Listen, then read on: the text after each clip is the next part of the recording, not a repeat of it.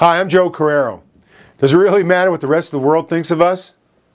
Well, in my travels to countries around the world, I think it does, and it should. And we need to convince the world that we're the good guys. And we shouldn't be questioning why we have to show the world how good we are with all we do for others, because around the world, all that good is constantly being countered by those who will always try and misrepresent who Americans are for their own political benefit.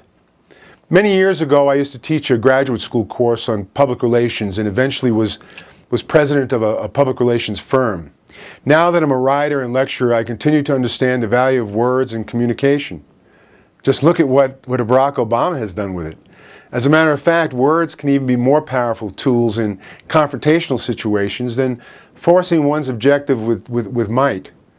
It may seem naive, but when are we going to learn that it is much more effective, efficient, and prudent to defeat an enemy's objectives with images from speech rather than solely with force?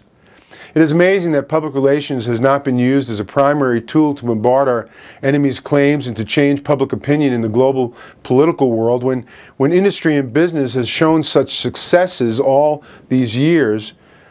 We have to remember that we are not only the most powerful military presence on earth, but also possess the brain power to outsmart any enemy.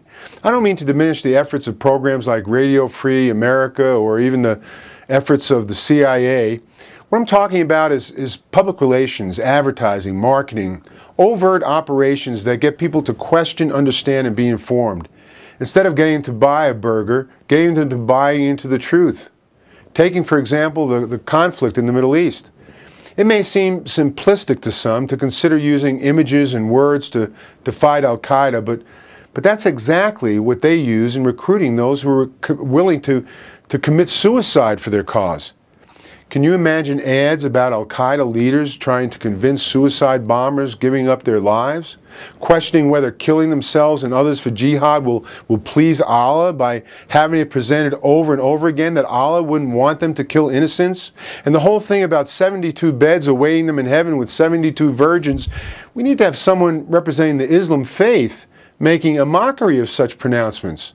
You know, to stop dedication to such causes needs a change in mindset and questioning of belief. We need to be marketing the notion that these people are crazy to fall for such reason, no matter the cause, especially when their leaders never seem to want to be put in danger's way or whose commitment level doesn't include talking their family members into killing themselves for the cause and facing Allah for these godless acts.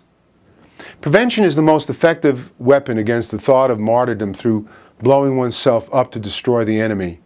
And having others in their society questioning their belief and having that consistently presented will take away the aura of being a martyr.